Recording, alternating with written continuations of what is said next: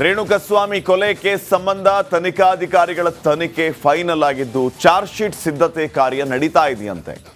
ಈ ಮಧ್ಯೆ ಕೆಲ ಆರೋಪಿಗಳ ಸ್ಥಾನ ಅದಲು ಬದಲು ಕೂಡ ಆಗಿದೆಯಂತೆ. ಯಾಕೆ ನೋಡೋಣ ಬನ್ನಿ.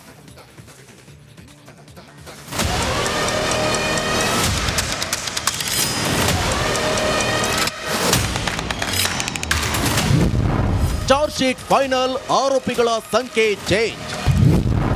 ಆದರೂ ಪವಿತ್ರ ಗೌಡ A1, ದರ್ಶನ್ A2 ಕಾಯಂ. ರೇಣುಕಸ್ವಾಮಿ ಕೊಲೆ ಪ್ರಕರಣದಲ್ಲಿ ಚಾರ್ಜ್ ಶೀಟ್ ಫೈನಲ್ ಆಗಿದ್ದು ಇನ್ನೇನು ಮುಂದಿನ ತಿಂಗಳು ಕೋರ್ಟ್ಗೆ ಸಲ್ಲಿಕೆಯಾಗಲಿದೆ. ಹಾಗಾಗಿ ಎಲ್ಲ ಸಾಕ್ಷಿಗಳನ್ನ ಕ್ರಾಸ್ ಚೆಕ್ ಮಾಡ್ತಿರುವ ಕಾಮಾಕ್ಷಿಪಾಳ್ಯ ಪೊಲೀಸರು ಆರೋಪಿಗಳ ಸಂಖ್ಯೆಯಲ್ಲಿ ಅದಲು ಬದಲು ಮಾಡಿದ್ದಾರಂತೆ. ಆದರೆ ಪವಿತ್ರ ಗೌಡ A1, ದರ್ಶನ್ A2 ಕಾಯಂ ಎನ್ನಲಾಗಿದೆ. ಸಾಕ್ಷಿ ಆಧಾರದ ಮೇಲೆ ಆರೋಪಿಗಳ ಮೇಲೆ ಸ್ಥಾನ ಅದಲು ಬದಲಾಗಿದೆ. ಪ್ರಕರಣ ದಾಖಲಿಸಿದಾಗ ಕೊನೆ ಸ್ಥಾನದಲ್ಲಿದ್ದವರು ಚಾರ್ಜ್ ಶೀಟ್ನಲ್ಲಿ 4, 5ನೇ ಸ್ಥಾನಕ್ಕೆ ಜಂಪ್ ಆಗಿದ್ದಾರೆ. ರೇಣುಕಸ್ವಾಮಿ ಕೊಲೆ ಕೇಸಲ್ಲಿ ಪ್ರಮುಖ ಪಾತ್ರ ಹಾಗೂ ಸಾಕ್ಷಿ ನಾಶದಲ್ಲಿ ಆಧಾರದ ಮೇಲೆ ಕೆಲ ಆರೋಪಿಗಳ ಸ್ಥಾನದಲ್ಲಿ ಬದಲಾವಣೆಯಾಗಿದೆ.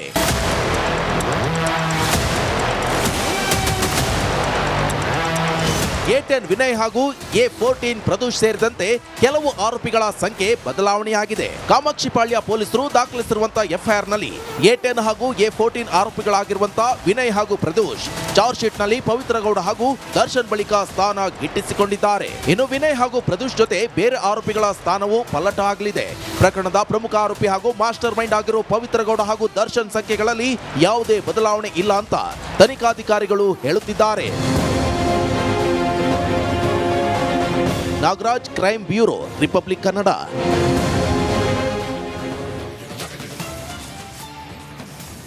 ಪರಪ್ಪನ ಅಗ್ರಹಾರದಲ್ಲಿರುವಂತಹ ದರ್ಶನ್ ಅಂಡ್ ಗ್ಯಾಂಗ್ ವಿರುದ್ಧ ಚಾರ್ಜ್ ಶೀಟ್ ಸಲ್ಲಿಸುವುದಕ್ಕೆ ಪೊಲೀಸರು ತಯಾರಿಯನ್ನ ನಡೆಸಿದ್ದಾರೆ. ಖಾಕಿ ಕೈಗೆ CFSL ರಿಪೋರ್ಟ್ ಕೈ ಸೇರ್ತಾ ಇದ್ದಂತೆ ದೋಷಾರೋಪ ಪಟ್ಟಿ ಸಲ್ಲಿಸೋದು ಫಿಕ್ಸ್ ಆಗಿದೆ.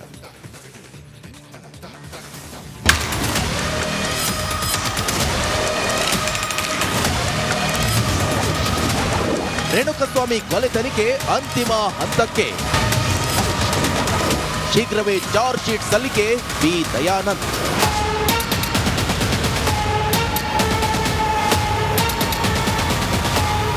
ಚಿತ್ರದುರ್ಗ ಮೂಲದ ರೇಣುಕಸ್ವಾಮಿಯ ಕೊಲೆ ಕೇಸ್ಗೆ ಸಂಬಂಧಿಸಿ ತನಿಖೆ ಅಂತಿಮ ಹಂತಕ್ಕೆ ತಲುಪಿದ್ದು ಶೀಘ್ರವೇ ಚಾರ್ಜ್ ಶೀಟ್ ಸಲ್ಲಿಕೆಗೆ ಸಿದ್ಧತೆ ನಡೆದಿದೆ. ಪೊಲೀಸರಿಗೆ FSL ಫೈನಲ್ ವರದಿ ಕೈ ಸೇರಿಲ್ಲ. ಪೊಲೀಸರ ಕೈಗೆ ಸಿಕ್ಕಿರುವುದು ಕೇವಲ 70% ವರದಿಯಷ್ಟೇ. ಬಾಕಿ 30% FSL ರಿಪೋರ್ಟ್ಗಾಗಿ ಕಾಯುತ್ತಿದ್ದೇವೆ ಅಂತ ಬೆಂಗಳೂರು ಪೊಲೀಸ್ ಆಯುಕ್ತರಾದ ಬಿ ದಯಾನಂದ್ ಮಾಹಿತಿ ನೀಡಿದ್ದಾರೆ. ರೇಣುಕಸ್ವಾಮಿ ಕೊಲೆ ಪ್ರಕರಣಕ್ಕೆ ಸಂಬಂಧಿಸಿದ ಹಾಗೆ ತನಿಖೆ ಅಂತಿಮ ಘಟ್ಟವನ್ನು ತಲುಪ್ತಾ ಇದೆ. ಅನೇಕ ಮೌಖಿಕ ಸಾಕ್ಷಿಗಳು, ಸಾಂದರ್ಭಿಕ ಸಾಕ್ಷಿಗಳು ಜೊತೆಗೆ ತಾಂತ್ರಿಕ ಸಾಕ್ಷಿಗಳನ್ನು ಈಗಾಗಲೇ ಸಂಗ್ರಹಿಸಲಾಗಿದೆ. ನಾವು ಸಂಗ್ರಹಿಸಿರ್ತಕ್ಕಂಥ ಈ ರೀತಿ ಏನು ಸಾಕ್ಷಿಗಳಿದ್ದು ಅವುಗಳನ್ನು ವಿಧಿವಿಜ್ಞಾನ ಪ್ರಯೋಗಾಲಯಕ್ಕೆ ಕೂಡ ಕಳಿಸಲಾಗಿದೆ. ಬೆಂಗಳೂರು ವಿಧಿವಿಜ್ಞಾನ ಪ್ರಯೋಗಾಲಯದ ಜೊತೆಗೆ ಹೈದರಾಬಾದ್ CFSLಗೂ ಕೂಡ ಕೆಲವೊಂದು ಎಲೆಕ್ಟ್ರಾನಿಕ್ ಡಿವೈಸ್ಗಳನ್ನು ಕಳುಹಿಸಲಾಗಿತ್ತು. ಈಗಾಗಲೇ ಕೆಲವು ವರದಿಗಳು ನಮ್ಮ ಕೈ ಸೇರಿವೆ.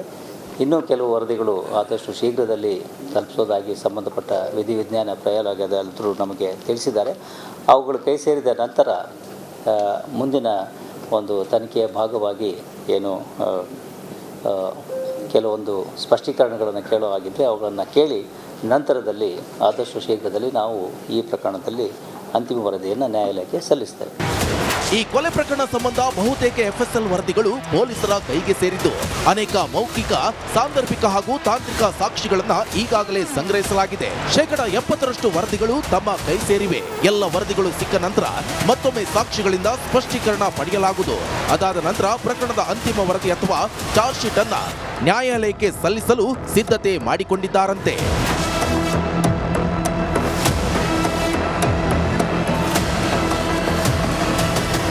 ಕೊಲೆ ಆರೋಪದಲ್ಲಿ ಸದ್ಯ ನಟ ದರ್ಶನ್ ಅಂಡ್ ಗ್ಯಾಂಗ್ನ ಒಟ್ಟು 17 ಆರೋಪಿಗಳು ಜೈಲು ಸೇರಿದ್ದಾರೆ. ದರ್ಶನ್ ಆಪ್ತೆ ಪವಿತ್ರ ಗೌಡ ಪ್ರಕರಣದಲ್ಲಿ A1 ಆರೋಪಿಯಾಗಿದ್ದು ದರ್ಶನ್ A2 ಆರೋಪಿಯಾಗಿದ್ದಾರೆ. ಪವಿತ್ರ ಗೌಡಗೆ ರೇಣುಕಸ್ವಾಮಿ ಅಶ್ಲೀಲ ಸಂದೇಶ ಕಳುಹಿಸಿದೆ ಎಂಬ ಕಾರಣಕ್ಕೆ ಚಿತ್ರದುರ್ಗದಿಂದ ಸಂಚು ರೂಪಿಸಿ ಅಪಹರಣ ಮಾಡಿ ಬೆಂಗಳೂರಿನ ಪಟ್ಟಣಗೆರೆ ಶೆಡ್ಗೆ ಕರೆತಂದು ಹಲ್ಲೆ ನಡೆಸಿ ಕೊಲೆಗೈಯಲಾಗಿತ್ತು. Bureau report, Republic Kannada.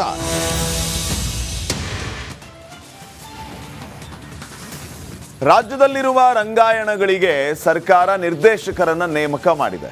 Dharwad ರಂಗಾಯಣಕ್ಕೆ ವೃತ್ತಿ ರಂಗಭೂಮಿಯ ಹಾಸ್ಯ ಕಲಾವಿದ ರಾಜು ತಾಳಿಕೋಟಿ ಅವರ ಆಯ್ಕೆ ಆಗಿದೆ. ಇವರ ಆಯ್ಕೆಗೆ ರಂಗ ವಲಯದಲ್ಲಿಯೇ ಅಪಸ್ವರ ಕೇಳಿ ಬಂದಿದೆ.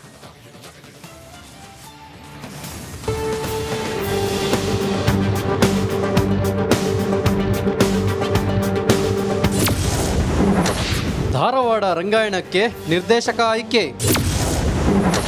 ರಾಜು ತಾಳಿಕೋಟೆ ನೇಮಕಕ್ಕೆ ವಿರೋಧ. ರಾಜು ತಾಳಿಕೋಟೆ ಉತ್ತರ ಕರ್ನಾಟಕದ ಪ್ರಮುಖ ಹಾಸ್ಯ ಕಲಾವಿದ. ರಂಗಭೂಮಿಯ ನಾಟಕಗಳನ್ನು ಆಡಿಯೋ ಕ್ಯಾಸೆಟ್ ಮೂಲಕ ಜನಪ್ರಿಯಗೊಳಿಸಿದ್ರು. ಬಳಿಕ ಅನೇಕ ಕನ್ನಡ ಸಿನಿಮಾಗಳಲ್ಲಿ ಹಾಸ್ಯ ಕಲಾವಿದರಾಗಿಯೂ ಗುರುತಿಸಿಕೊಂಡವರು. ಈಗ ಧಾರವಾಡ ರಂಗಾಯಣಕ್ಕೆ ನಿರ್ದೇಶಕರನ್ನಾಗಿ ಆಯ್ಕೆ ಮಾಡಿದ್ದೇ ತಡ ಅನೇಕರು ಅಪಸ್ವರ ಎತ್ತಿದ್ದಾರೆ.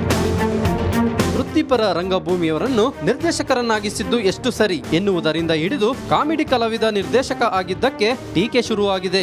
ರಾಜು ಅವರ ವೈಯಕ್ತಿಕ ಜೀವನದ ವಿಚಾರಗಳನ್ನು ಮುಂದಿಟ್ಟುಕೊಂಡು ಸೋಷಿಯಲ್ ಮೀಡಿಯಾದಲ್ಲಿ ಟೀಕೆ ಮಾಡುತ್ತಿದ್ದಾರೆ. ಈ ಎಲ್ಲಾ ಟೀಕೆಗಳ ಮಧ್ಯೆಯೇ ನಿರ್ದೇಶಕರಾಗಿ ರಾಜು ತಾಳಿಕೋಟಿ ಅಧಿಕಾರ ವಹಿಸಿಕೊಂಡಿದ್ದಾರೆ. ಟೀಕಿಸುವ ಎಲ್ಲರಿಗೂ ನನ್ನ ಕೆಲಸದ ಮೂಲಕವೇ ಉತ್ತರ ಕೊಡುವೆ ಅಂತ ಟಾಂಗ್ ಕೊಟ್ಟಿದ್ದಾರೆ. ದಾಯಾದಿಗಳ ಸಮಸ್ಯೆ ಇದ್ದಿದ್ರೆ ಒಂದೇ ತಾಯಿಲಿ ಒಂದೇ ಹೊಟ್ಟೆಲಿ ಹುಟ್ಟಿದ ಮಕ್ಕಳು ಹಂಗ ಕಚ್ಚಾಡ್ತಾರೆ. ನಾವು ಅಣ್ಣತಮ್ಮರೇ ಅವರೆಲ್ಲ, ಅವ್ರು ಯಾರು ನಮ್ಗೆ ಹೊರಗಿನವರಲ್ಲ, ನಮ್ಮ ಸಂಸಾರದವ್ರೆ. ನಾವು ಸರಿಪಡಿಸ್ಕೋತೀವಿ ಅವ್ರನ್ನ ಕರ್ಕೊಂಡು. ನನ್ನ ಕೆಲಸದ ಮುಖಾಂತರ ನಾನು ಉತ್ತರ ಕೊಡ್ತೀನಿ. ನಾನು ಮಾಡೋ ಕೆಲಸ ಮಾಡಿ ಅವ್ರಿಗೆ ತೋರಿಸಿದಾಗ ಅವ್ರ ಮನಸ್ಸು ಗೆಲ್ಲಕ್ಕೆ ಸಾಧ್ಯ ಆಗುತ್ತೆ.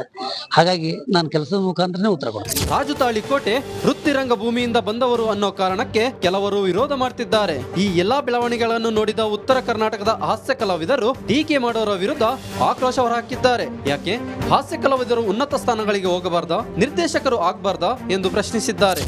ಸೋಷಿಯಲ್ ಮೀಡಿಯಾದೊಳಗೆ ನೋಡಿದೆ, ಕಾಮಿಡಿ ರಂಗಾಯಣ, ಕುಡುಕನ ಕೈಯಲ್ಲಿ ರಂಗಾಯಣ ಅನ್ನುವಂಥ ವಿಷಯಗಳು ಹರಿದಾಡ್ತಾ ಇದಾವೆ. ಭಾಳ ಬೇಜಾರು ಏನಂತಂದ್ರೆ ಎಲ್ಲ ದೃಷ್ಟಿಯೊಳಗೂ ಕಾಮಿಡಿ ಕಲಾವಿದ್ರಂದ್ರೆ ಒಂದು ದೃಷ್ಟಿಯೊಳಗೆ ಕಲಾವಿದರಲ್ಲ ಅನ್ನುವಂಥ ದೃಷ್ಟಿಯೊಳಗೆ ಮಾತಾಡ್ತಾ ಇದ್ದಾರೆ ಎಲ್ಲರೂ. ಅದು ಈಗ ಬರ್ದ್ರ ಹಾಸ್ಯ ಕಲಾವಿದ್ರು ಯಾಕೆ ಆಗ್ಬಾರ್ದು, ರಂಗಾಯಣ ನಿರ್ದೇಶಕರಾಗಬಾರ್ದ, ಅಥವಾ ವೃತ್ತಿ ರಂಗಭೂಮಿ ಕಲಾವಿದರು ಅಂತ ಹೇಳಿದ್ರು, ಅವ್ರು ಯಾಕೆ ಆಗ್ಬಾರ್ದು? ರಂಗ ಚಟುವಟಿಕೆಗಳಿಂದ ಸುದ್ದಿಯಲ್ಲಿರಬೇಕಾದ ಧಾರವಾಡ ರಂಗಾಯಣ ಈಗ ಹೊಸ ನಿರ್ದೇಶಕರ ಆಯ್ಕೆ ವಿಷಯದಲ್ಲಿಯೇ ಹೆಚ್ಚು ಸುದ್ದಿ ಮಾಡ್ತಿದೆ. ಈ ಮಧ್ಯೆ ತಾಳಿಕೋಟೆ ಎಲ್ಲ ಸವಾಲು ಮೆಟ್ಟಿ ಯಾವ ರೀತಿ ಮುಂದೆ ಕೆಲಸ ಮಾಡುತ್ತಾರೆ ಅಂತ ಕಾದು ನೋಡಬೇಕಿದೆ. DV Kammar, Republic Kannada, Dharwad.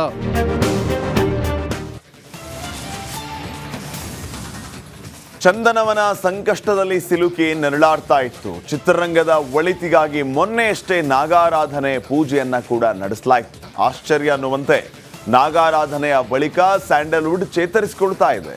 ಚಂದನವನಕ್ಕೆ ರಾಷ್ಟ್ರೀಯ ಮನ್ನಣೆ ಸಿಕ್ಕಿದೆ.